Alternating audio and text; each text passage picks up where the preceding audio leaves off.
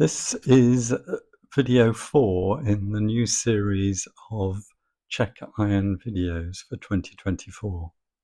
Hemochromatosis research has stagnated over the last few years, and these videos are trying to define a future where we improve that research. This is the 4th video, and we're going to discuss near zero cost DNA screening. DNA screening has been considered ever since the HFE gene was discovered in 1996.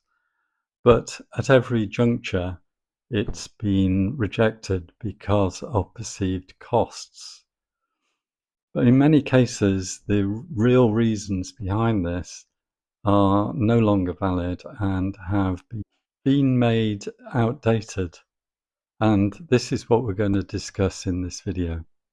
Now, what I mean by outdated is that there are a number of studies that happened over the last 20 years or so where data in the older studies is now known to be totally incorrect. But what I want to do is look at that data in the older studies as well as the latest and explain the real problem here, which is some people are still using the old data, incorrect data, even today. Now, before we start, we unfortunately have to describe some simple terms. One's called clinical penetrance and the other's called biological penetrance. Now, I have to explain this because most of the studies are about clinical penetrance. But my belief is what really matters is biological penetrance. So clinical penetrance involves effectively liver damage, which one of the studies described as frank clinical penetrance. Now, historically, doctors are only interested in things like liver damage, like cirrhosis and liver cancer. They're not interested in indicators of that you might get ill later, and getting ill later is biological penetrance, and it corresponds to high ferritin levels in the blood and high transferrin saturation levels in the blood. Now, 20 years ago, it wasn't known that nearly always biological penetrance will lead to clinical penetrance later unless treated. That's understood now, but they then were only interested in clinical penetrance. The other thing to say is that if you assume that today biological penetrance is used to start treatment, as it is in many cases today, then you never reach clinical penetrance because you've actually prevented liver damage.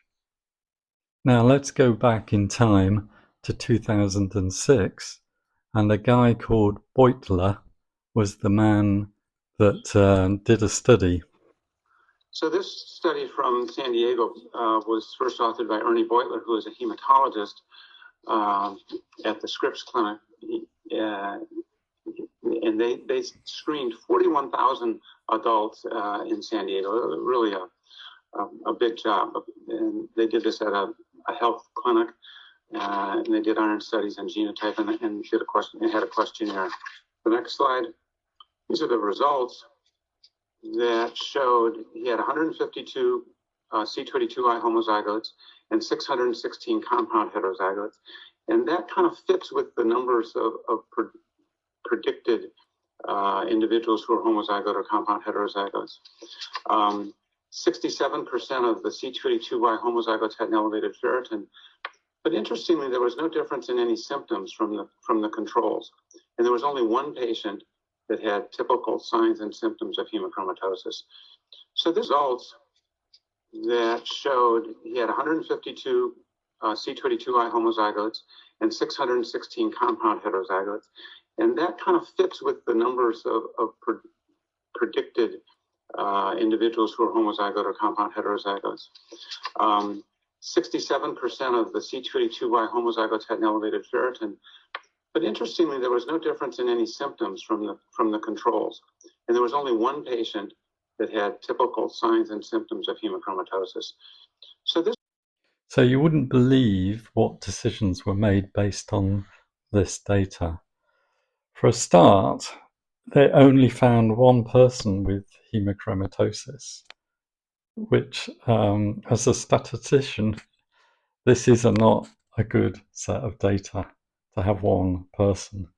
And then they said 1 in 152, because there are 152 people with C282Y. So therefore, the ratio of people was 1 in 152, which is sort of an absurd conclusion. The other thing about this data is they had chosen a health clinic where people were healthy and where people were probably younger too.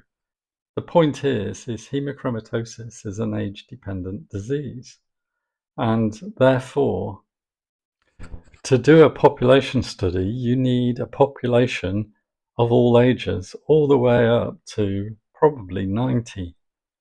The other thing to actually notice is they said that 67% of those people had elevated ferritin. Now, this probably corresponds to what we call biological penetrance now. So by concentrating on clinical penetrance and getting terrible numbers, they totally failed. Because I'll show you later with a study where 50% of men actually get clinical penetrance if you go as far as 90 as an age. What's worse is the decision to not do population DNA screening of people was made based on this data and has never been revoked and never been revisited by the US. What's more, I did a test with a program similar to CheckIron called Genetic Genie, which came up with this statement about my DNA. And it says, in Beutler et al., they note that only 1 in 158 homozygotes met criteria for diagnosis with this condition. So I did this last week, and they're still using this totally incorrect data, which is totally absurd and ridiculous. People today are still being misinformed based on 20-year-old data, which is known to be wrong. They also got the number wrong because it was 1 in 152, not 1 in 158. Moving on to look at other studies, after Beutler, there was a study called Heirs, which our friend Paul Adams was also involved in. And we can listen to Dr. Paul Adams one more time about what he says about that study and his thoughts on DNA screening as well. A lot of people ask, well, if you've got a genetic test and it's not that expensive, why don't we screen the whole population? And this was one of the goals of the Heirs study, to see if this would be feasible. And you probably know in Canada, in most provinces, newborn babies are screened for about 50 very rare genetic diseases, and much rarer than hemochromatosis. And why do they get screened for that? And there's this great hesitation to screen for hemochromatosis. I was interested earlier when Pierre Brosseau was speaking at this conference. Someone asked him about that, and he was quite against the idea of screening newborn babies. And in fact, he was one of the authors of the study that did that in France. And it caused a tremendous sort of furor in the ethics community and so on. Well, they had permission to do this. One of the hesitations is there are a lot of people who will have the typical genetic pattern who will never develop iron overload or clinical disease. Oh dear. Let's listen to that bit again. There are a lot of people who will have the typical genetic pattern who will never develop iron overload or clinical disease. So this is Beutler's view still. This is years after the Beutler study. So he's still saying the same thing, and it's wrong. The reality is we now know the biological penetrance for C282Y homozygote is 80%, and clinical penetrance is something like 50% in a case when you can go to all ages up to 90 years old. In the 2017 British Society for Haematology Guidelines for Hemochromatosis treatment, and here in the actual text it actually says, over time some 8% of men and 50% of women homozygotes will show biochemical penetrance with raised TSAT and serum ferritin values. Okay, let's Dr. Paul Adams continue talking about screening, and we'll see what he says. There are a lot of people who will have the typical genetic pattern who will never develop iron overload or clinical disease. And have we done that newborn any favors by identifying them early? And different people react to that premise differently.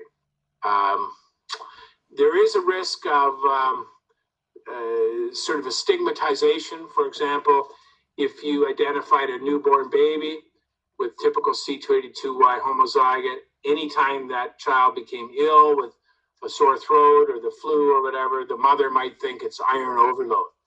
And then she'll go to the internet and find that some people are bleeding their babies into their bathtub. So, I mean, there's trouble around the corner when you get into this area. I do think he's being a bit flippant there.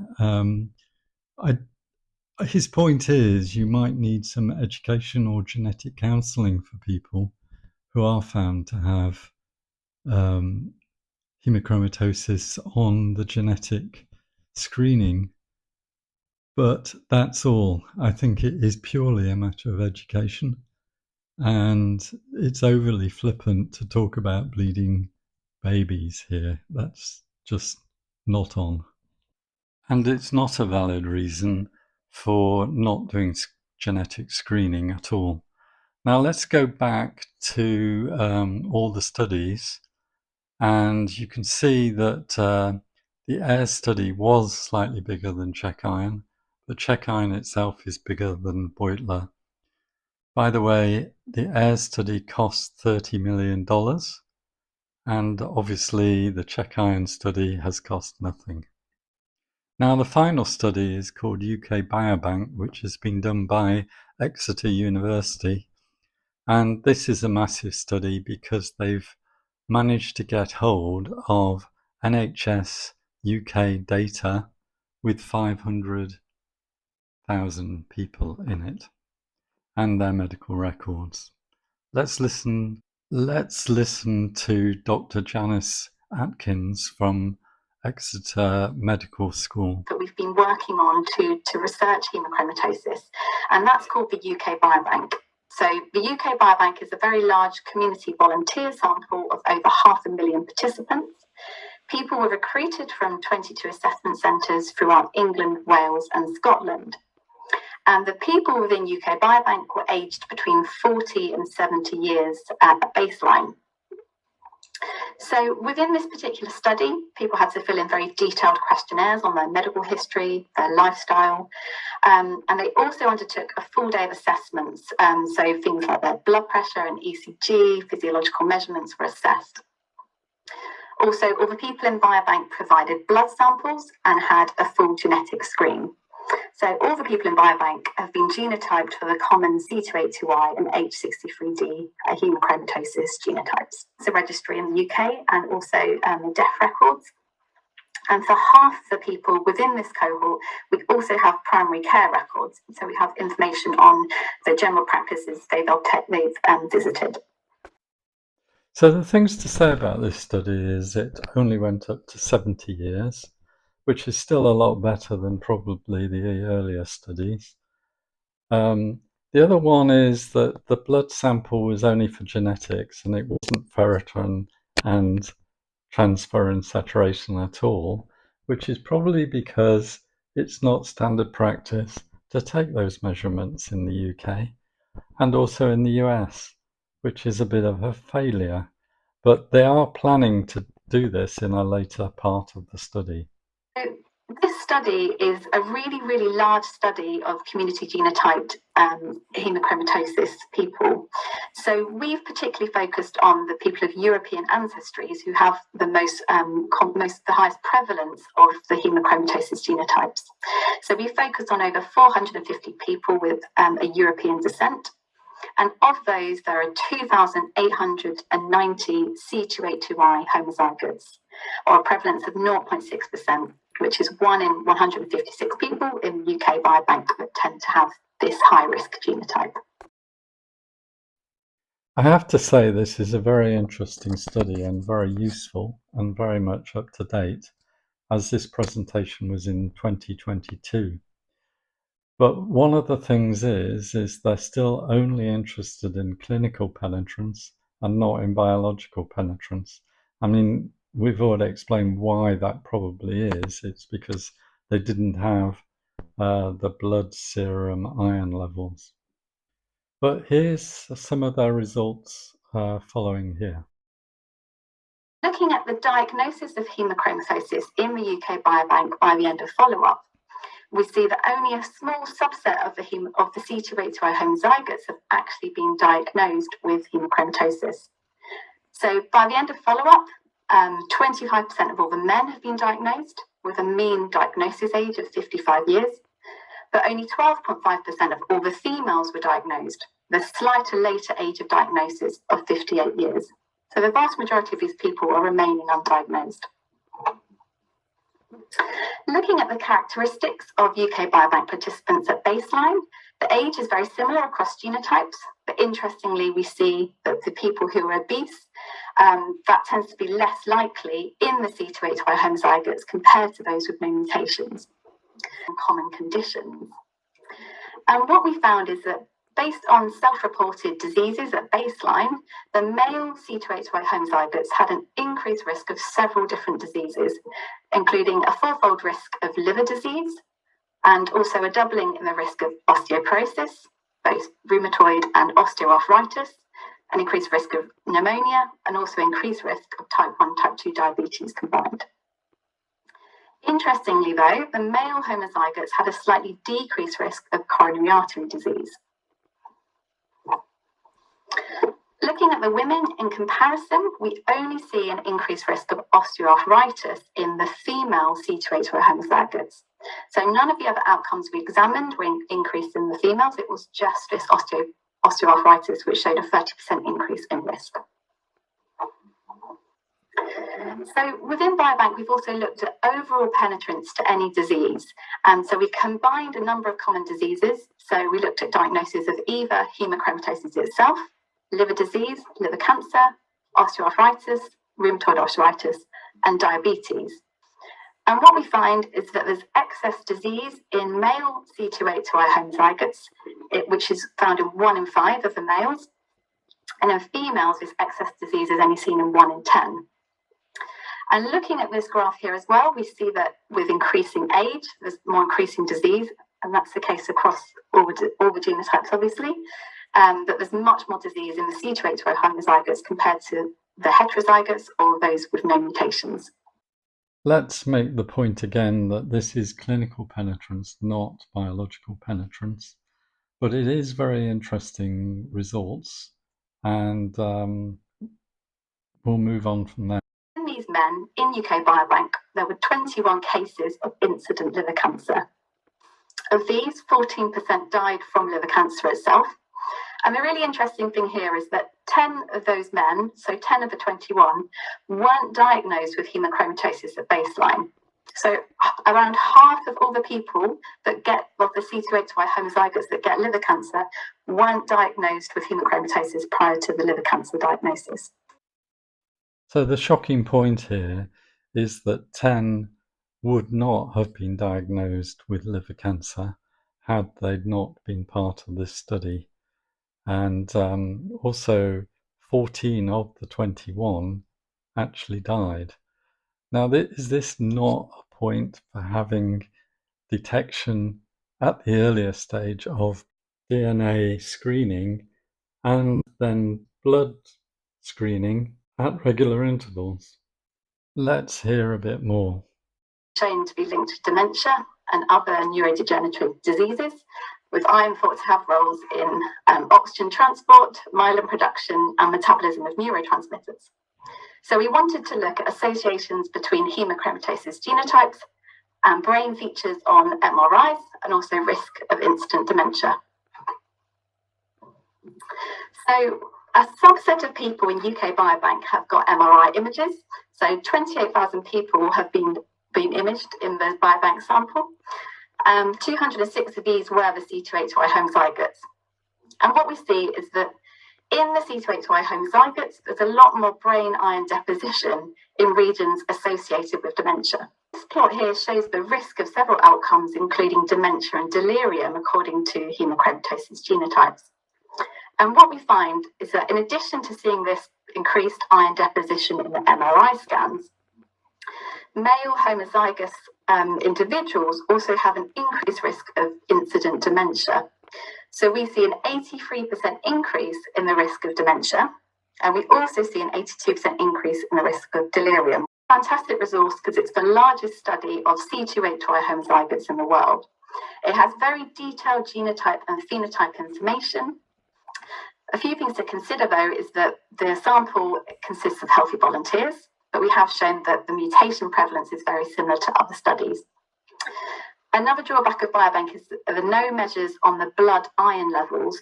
So we know people's genotype for hemochromatosis, we know about their associated outcomes and morbidity, but we don't actually know about their sort of objective iron loading. And also at the moment, primary care data is only available for half a sample. But in the future, we hope that this data will be updated. So that was very interesting. So now what we want to do is look at what they're going to do in the future.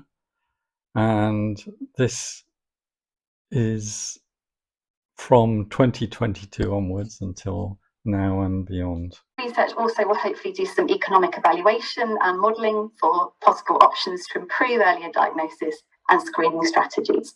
So yes, they are going to look at screening strategies, and they now have much more correct data, and they'll be able to make better decisions based on the costs.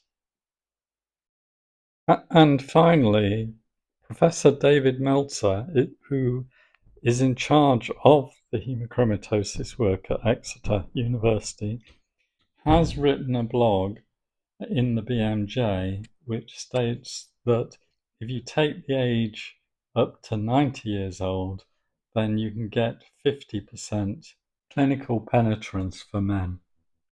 But remember, we should only be interested in biological penetrance and detecting it even before symptoms based purely on blood levels. Now, this video is supposed to be about genetic screening, and I must introduce this paper which talks about the 25 years of working on population screening, and it mentions all the things that we've been talking about. For example, Beutler talking about clinical penetrance being as low as less than 1%, which is untrue. And all the cases where they've made a decision about screening, they've commented on the economic cost above everything else. They actually call it efficiency, but the reality is this means cost. The paper ends with this statement: with all experts in agreement about HH being a frequent disease, completely curable at low cost, when detected early enough, we should not wait another 25 years to contemplate suitable measures. There are too many patients with this condition who have missed their opportunity for leading a healthy life due to a lack of awareness by their doctors and missing collective actions. So how can this be turned into something which is cost effective and basically works for all the undiagnosed people in the world. Well, it was reported in 2019 that 26 million people had done one of these DNA type tests.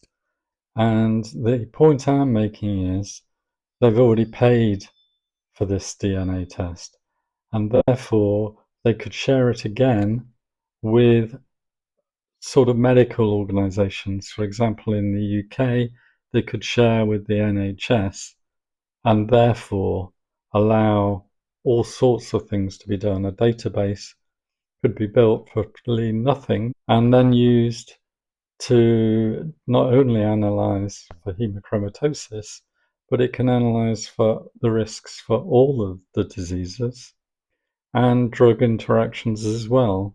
For example, my mother-in-law was prescribed statins, and she was actually allergic to one of the types of statin, and this is the one that was prescribed. It did make her ill, and she quickly stopped, but those sort of wastes, like waste of money, waste of time, and risks to the public, could be stopped. So it's these sort of things that could be done to start with, and then it could be later expanded with bulk purchases of analysis, DNA analysis, on contract to the government. So that's it for this video. Please like and subscribe, and look forward to seeing you next time.